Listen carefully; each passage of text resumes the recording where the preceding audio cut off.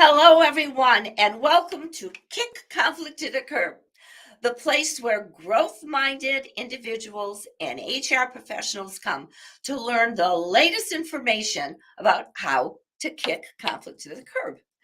I'm your host, Joyce Weiss, Queen of Conflict Resolutions, and I coach HR professionals, growth-minded individuals, and small groups how they can stop feeling invisible and overlooked, and they're ready to learn how to use their voice without losing their cool. And the result is that their input is respected and their experience is finally taken seriously. Well, I am beyond excited for this interview today. We're going to learn about flexibility and how it's a two-way street with employees. And who's going to be teaching all this to us? HR professional Amy Casiotti. And I would like to introduce you to Amy. Amy is the Vice President of Human Resources at TechSmith, developer of Snagit and Camtasia, the market leader in screen capture software and productivity solutions for in-person, remote, or hybrid workplace communication. Amy has 20 plus years of HR experience and is responsible for all facets of HR for the company, including talent acquisition, performance management and improvement, training and development, workforce and space planning, compliance, employee relations, and culture building. Prior to becoming vice president, Amy held multiple HR roles at TechSmith since joining the company in 1995. Here's a fun fact about Amy. She's a mother of 3 amazing children. She also has 2 dogs, a cat, and bunny. Welcome to the show, Amy. Thanks for having me, Joyce. Are you kidding me? We talked, just so everybody knows, that I find my guests by inviting HR professionals to connect with me. And it just so happens that my daughter used to work at TechSmith. And then when I reached out to Amy, I said, whoa, we got to talk. I heard you tell me what you're doing there, Amy, whether it's with flexibility, whether it's retaining people. And I said, you got to be a guest. So thank you so much. Yeah, my pleasure. So let's get right into one of the first things that you and I talked about during our first conversation a couple months ago. How do you differentiate your company from competitors like Amazon to attract top talent beyond offering competitive compensation packages? I mean, to me, one of the big special things about TechSmith is we're a grow from within company. We tend to hire employees right out of college or whatever type of school that they went to, and then train them up into various positions. And I think I'm a perfect example of that. I started as an intern back in 1995 that you so called out. But I started actually in customer facing roles, helping all of our customers, whether it be ensuring that they had our software. That was back when we used to ship CDs and discs. So I'd help, duplicate those and get them out to our customers. Or I helped in our accounting department. I helped a little bit with tech support before we had a department of more than one. And then I got the opportunity to start our HR department, and I've been a part of HR since then. But it's really fun because we're a smaller company. We have just over 300 employees. You still get to see all the different parts of the company and learn about them. It's not like you're stuck in one area and you're only learning about that area. You have lots of opportunities to kind of grow and figure out your path here. And I think that's something really special that not every place can offer. No, so that's one of your many competitive advantages.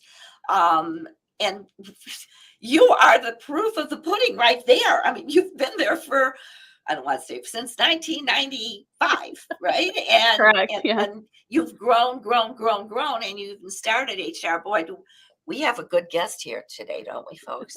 So tell us how you offer strong internships to attract and retain top talent, particularly among recent graduates. So, for us to even offer an internship, there's always a conversation my team will have with the hiring manager. And the biggest thing is making sure that they're working on meaningful things so that it's a meaningful experience for the intern.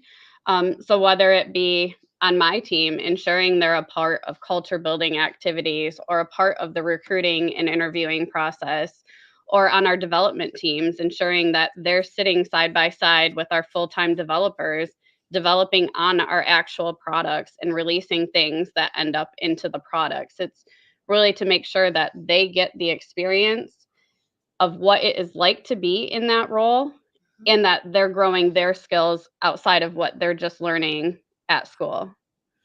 And what we talked about, and I'd like to ask you more in detail about this, is that you treat, like you just said, you treat the internships like they are part of the team. So Correct. how do you, because there are going to be people watching this saying, well, we don't do that. We have internships and we just say, okay, go do your thing. What specifically do you and does TechSmith do to make these interns feel so comfortable there? So from the very beginning, we have a couple day orientation that whether you're an intern or a full-time employee, everyone goes to have kind of the same foundation coming into the company. But after that, the interns are taken right into the teams, and we have what we call a small, stable team culture. And the interns are taken right into those teams and become a part of them. So even if they're only working part-time because they're taking classes, when they are there part-time, they're still in all of the work. They're in the planning with the teams. Their work is included in that. Their features that they're working on get released in our products. And it's just a really cool experience that when you go home and talk to your parents or your friends, you can actually show them what you've been a part of helping create instead of I've heard this from some of our interns that they've had other internships where they're just with a group of interns off on the side working on an intern project. Not that that's not valuable, but they're not learning what it's actually like to be on a team doing that job day to day as a full-time employee would. And that's the experience that they really get here at TechSmith. Wow. And look at it happen to you. And now as a result of that, you're definitely helping other people at TechSmith understand the importance of that. And in my world, in my kick conflict to the curb world, I call this making people feel visible, not invisible, making people feel like they're an important part of the team, no matter what their job title is. Well, Because and you go on.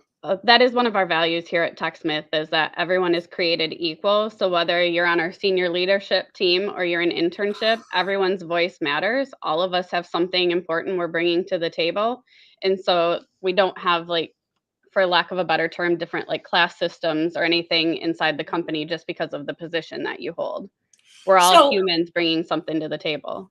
So then this all sounds great. And again, people looking, listening or watching are saying, hey, we're not doing that as well. Have you ever had people, even though I know that's one of your values, have you ever had people come to you, Amy, and say, I love it here, but I feel like I'm being overlooked or visible. And what kind of things do you sometimes hear? And therefore, what do you do as the HR, the vice president of HR?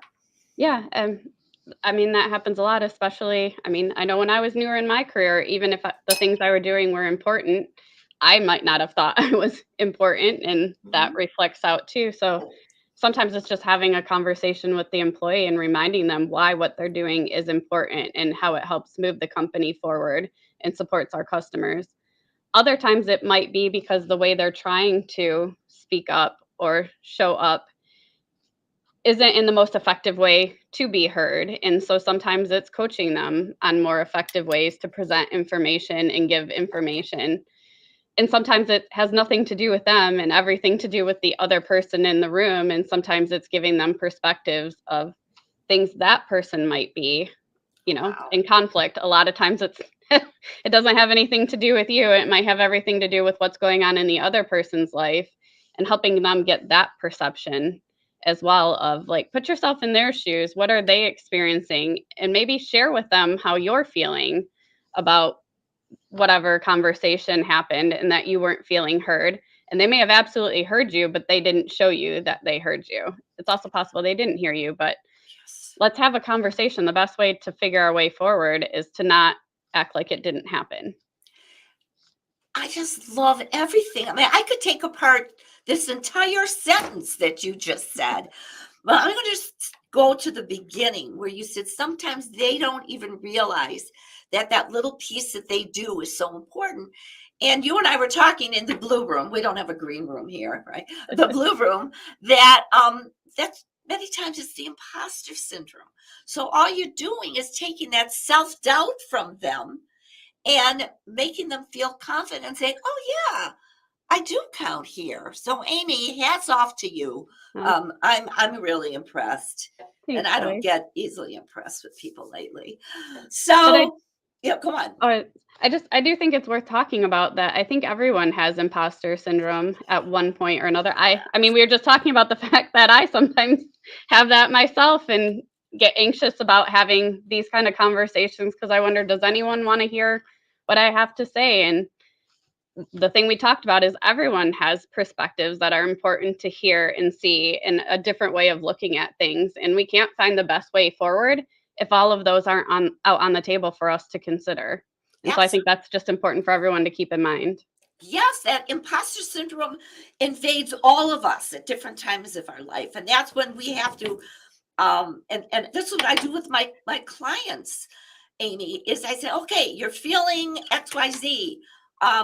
When weren't you feeling that? And let's talk about that. And so many times people say it's like a switch. Oh my God, I forgot that. So yeah, thank you for being real Yeah. about you. Amy has imposter syndrome at time. Oh, you're so not alone. So what steps? This is one of my favorite topics. What steps do you take to encourage and support managers to speak up and address underperforming employees, even if these managers are uncomfortable and they don't like conflict? One of the biggest things that my HR team, myself included, do is we meet with our managers on a regular basis.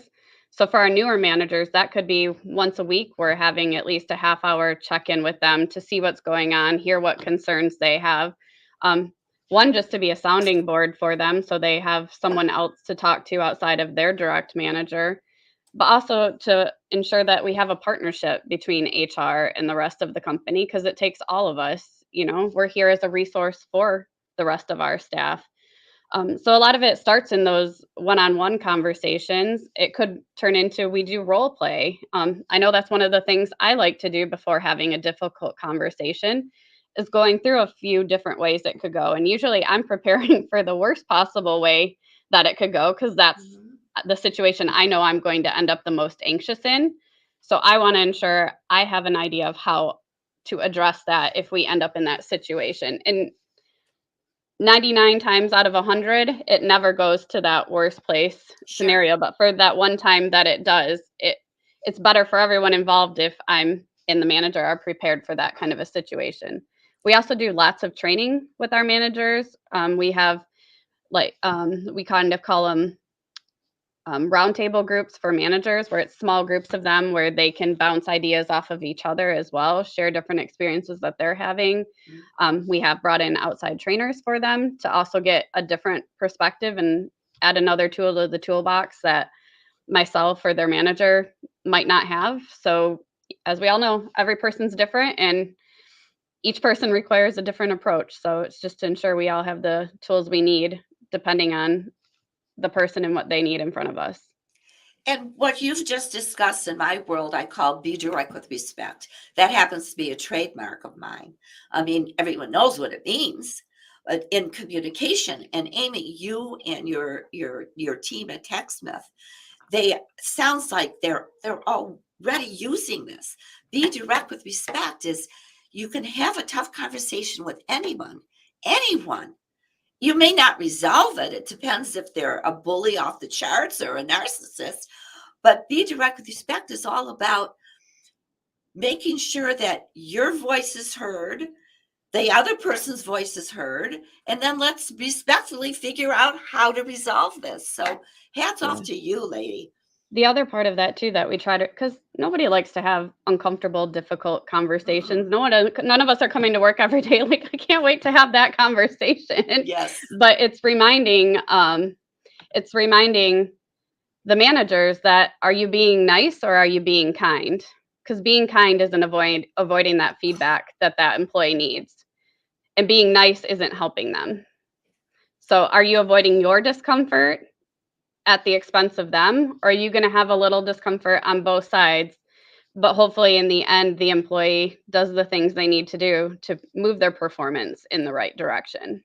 Yes. And what you're doing is you're asking these managers to take a risk, especially if they are conflict adverse. They don't want to. And I know because I send emails to my HR clients, and so many times they share in the different comments that their managers don't have the skills. Therefore, they're afraid once they do learn how, then the fear goes down and it's easier. Now, I must be the only person in the world who loves conflict because number one, I make my living on it. And as my family, they are always telling me, Amy, Mom, you look for conflict. No, I don't. It's there. I want to face it. Am I always going to resolve it? Are we all going to resolve it? No.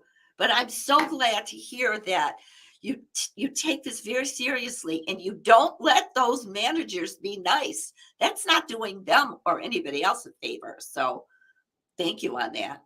Now, I just got to say, I just looked at the comments and we were talking about imposter syndrome, and this just came on. Chris Felton, who was my guest last couple weeks ago, just said this. So thank you, Chris, for making me never have that imposter syndrome. So can you discuss? Okay, I'm going to roll up your sleeves here. And that beautiful outfit that you have that happens to match your background right there at TechSmith. Can you discuss when you had to make a difficult decision regarding employees' request for flexibility work arrangement? So flexibility can mean a lot of different things. I'm going to take it in that somebody wants to work full remote and I'm made the decision Yes. not to allow that. And that has happened over the years where there have been people that, and for various reasons, and lots of times it's they're coming from the perspective that we're all people and we're thinking about ourselves and what we need and want, or think we need and want. And part of it for me is to bring a perspective that they might not be looking at, but also to think about the company. And we call it the me versus the we, especially around this flexibility. There has to be a balance there between both what the employee needs and what the company needs. And so sometimes it might be no to full remote because there's some communication silos that we've been trying remote and it hasn't been helping the situation. And there is something about, especially when you're on different teams, just running into each other in the hallways, that makes a difference. So I have had to say no for that reason and tell them, hey, if we can figure out ways remote to improve this, maybe that's a decision we can revisit. But then there's the side where employees really want to work from home, but they don't do their best work at home. And those are the most difficult conversations to have of, we might need to consider you coming into the office every day because you show up as the better employee and the better human when you're here in the office as opposed to sitting at home and not leaving the office. And employees aren't very happy with those conversations at first, but over time, I think they see the benefits for themselves as well, especially coming out of this world of COVID where mental health has really become highlighted. And I've actually read a couple articles on how, when you're not in a good place mentally, I think the natural reaction is to kind of pull in even more. And I was finding it in myself as well. I need to see people in person. It's something that helps fill my cup, but it's not something that I necessarily seek out when I haven't been around people. I'm more likely to want to just stay in my home. And I show up as a better person when I have time with people in person. Mm-hmm. So again, it's that part, but then for the company, it's making sure information is flowing across teams, because when it gets siloed and all teams aren't seeing the information, it starts affecting our customers as well. And that's not something any of us want. So that me versus we, that could be a great T-shirt. I'm sure you already have it for your team. And I'm going to say again, I'm going to bring up your words. So you're going to either thank me or you're going to say, "Oh no, why did I bring that up?" You can't be nice or kind when you have an employee who is working remotely. Let's talk about that, since we were talking about that, and they're not being productive. You're not doing the company, and I know you know this, so I'm not giving you advice. I'm just repeating. You're not doing the company any good, and you're sure not helping that employee learn something. I always call these difficult conversations a gift if they're done in the right way. So let's be, yeah, go on. And say, I also think there's the side that you need to think about too for the team. The teams know who's getting their work done, who's showing up every day, and who's not. And so, are you taking a very engaged employee, and because they are working really hard, but they see this other person and Thank you. their perception just being able to skate by, have you now started to, has this employee started to disengage when they were a super engaged employee? And that's the side that I think people forget about a lot too, that you want your great performers to continue to be great performers. And that's really hard to do if they feel like there's a lot of people around them not performing. Now, again, Yes. I've also had it where the person was doing a lot of really important work, just the employee wasn't seeing that work. But again, having those conversations, you help change those perspectives as well when you share that information. Absolutely. And your star employees, like you say, oh my God, are they starting to get disengaged? And worst case scenario, are they leaving because Correct. somebody else is a slacker and they're allowed to get away with it? So wow, if I was looking for a job, I'd want to work with you as my HR director, because um it's all a gift. I don't care where we are in our career, Amy, and I want you to react to this, please. We all need those gifts of, hey, maybe if you improve there, it would really help the team here, or whatever it is. This I call it constructive feedback. You have to put the word constructive in. So I'm going to ask you this one. How do you have those tough conversations? Since the theme is flexibility, let's stay here, because this is the last question I'm going to be asking you today. Just gone like this. What specific, do you mind, pretend I'm the slacker. I'm home. I love working from home, but I am not being productive. And you, Amy, need to have a conversation with me. What kind of things would you say in a positive way? I mean, the first thing I would probably ask you is just, how do you think things are going?